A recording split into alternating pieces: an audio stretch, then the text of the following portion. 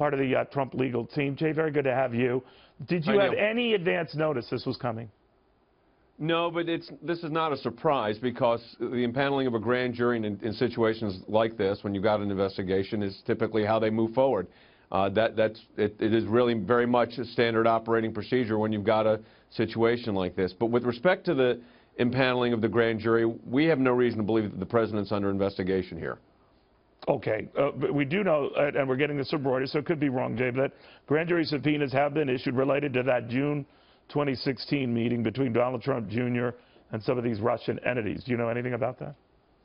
No, I mean, I'm hearing what you're hearing. So, again, grand juries are supposed to be secret proceedings. Evidently, not so secret right now.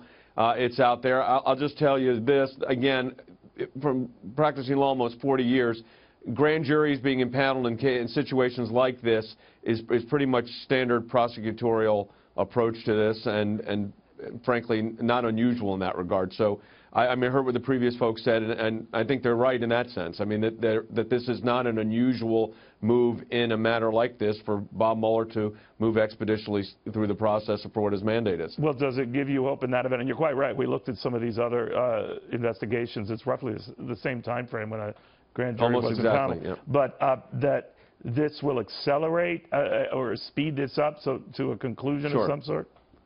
It does. I mean, that's the reason the grand jury process in situations like this and in other cases are utilized. It does allow the prosecutor and, frankly, defense lawyers as well to put forward evidence necessary and to basically present what evidence they have to the grand jury. This is how you get witnesses to testify when needed. And so I do think this is Ty Cobb, who's the special counsel for the White House, made the statement, and I think he's absolutely correct. This goes a long way in moving the process forward. So, again, this is not a surprise to us. The fact that we didn't get advance notice is not unusual either. There was one legal analyst quoted as saying, John, I want to bounce this off you, well, the president certainly can't even think of firing Bob Mueller now. Is that true? Well, the president is not thinking about firing Bob Mueller. So this speculation that's out there is just incorrect. I mean, and would you advise him, even regardless of a grand jury, that would be a bad idea? Well, look, my job is to deal with what? I've got to deal with the facts as we have them and the case as we have it. The decision that the president were to make on Bob Mueller is a decision that I'm not involved in, would not be involved in, and frankly, the president has not raised with me. With our legal team, the dismissal of Bob Mueller. So I think that's, again, it's speculation. A lot of people are talking about that. There was that whole story a couple of weeks back about his Jeff Sessions situation, and does that relate to Bob Mueller being removed, and that proved not be the case at all. All right, but as a lawyer, would you advise him that would be a mistake if he was even entertaining it? I mean, especially now where we are with a grand jury and everything else. Oh, I wouldn't do anything on Bob Mueller at this point. I don't see any reason that there's any, that doesn't mean, look, I am not in the position to make that analysis. That is not my job right now. So I want to be clear on that. But I don't see that issue coming up. I just don't see it. But is it fair to say in your conversation with the president that he is still frustrated with Mueller, frustrated with the team that he selected? Look, Neil, I'm not going to discuss. I can't, and we're friends. I can't discuss with you conversations I had with the president. Those are privileged. Do you know, and how do you feel about Arizona Republican Congressman who has been on the show yesterday saying Mueller should resign because he has a conflict of interest, not only his friendship with Director Comey, but his staff that consists of a lot of Hillary Clinton paid operatives or gave money to her campaign or worked in the Obama administration, that there's enough there for him to step down over just the conflict. This goes to issues of conflicts, and any lawyer in any case constantly evaluates a situation where a conflict might arise. Are those conflicts real to you, Jay? Are they real? If a conflict arises to the point where we were concerned about it, we would raise it in the appropriate venue. That would include either with the special counsel himself or with the Deputy Attorney General. That's the normal and process upon which you address that. We have not raised those issues at this point. So they're not to the point that they would be a significant issue for you now? We're not at the point where we've raised conflict issues yet. Okay. Where do you see this going? I mean, of course, with the Iran-Contra thing that went on for 7 years, the Clinton investigations for at least 3.5 years, 5 if you include everything else that was done. Are you ready for that? I don't think we're going to have to be. I think Bob Mueller is going to move expeditiously forward in this process as it relates to the President of the United States. The President has a big job to do in governing the country and in dealing with a lot of domestic and international issues that are significant.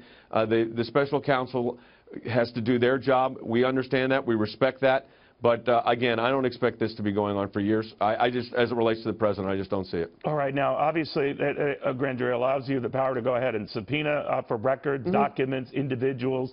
If subpoenaed anyone within the White House, you would hand over those records or anything that would Well, I'm not the White. Yeah, that would be handled by the special counsel, Ty Cobb. He's the lawyer for the White House. Is the going understanding that such documents, materials, anything they would need, you would hand over? Well, again, you're asking me in the capacity as the President's lawyer. That would go to Ty. What Ty Cobb has already said is they are cooperating fully to move this forward expeditiously, so I would think that wouldn't be an issue at all. All right. How do you think word of this grand jury impanelling got out? There's the question. You know, these are supposed to be proceedings in secret. They're supposed to be not public. But, again, if subpoenas were issued as it's being reported and people were being required to put documents up, I mean, there could be multiple sources. Generally, it's not the way it's supposed to happen. But, as you know, Neil, it happens often. All right. Also, what's come up is the last time the President spoke about his frustration with this process in an interview, you know, with the Wall Street Journal and others, he was a little annoyed that it was going beyond the original scope, looking into his financial activities. Do you think that's fair game to go into areas that heretofore we were told they were not going into? You know, Neil, I've said this repeatedly from the beginning. You've got to look at this as a legal question, and here's the legal issue. Is an examination beyond the mandate appropriate? And the answer to that is it's not. So there's supposed to be an investigation as it relates to Russia interference with the election and whether they were working with the Trump campaign. That's kind of the general mandate here. So to look at a real estate deal from 10 years ago, which is what some of these reports came out, I think, from Bloomberg News or Business Insider or both, would be way outside the scope of the mandate, and we would certainly object to that. All right. So when Ty Cobb had said that FBI Director at the time, James Comey, had said that the President wasn't under investigation no less than 3 times. That was then. Are there revelations now since to make you believe he is? No, not that. No revelations, no communication in that regard at all. Is it your sense that the scope of the investigation is such that even though you want it to end soon, it's most likely now a sign that this is going to drag on much longer? No, you know, I think this is the normal process for a investigation. And this is, as you said, this is kind of when grand juries are impaneled. But I think that the special counsel understands that the President of the United States has a big job to do and that he's going to review it expeditiously. I have no reason to believe that Bob Mueller will not do this expeditiously. All right, Jay Sekulow, thank you very, very much.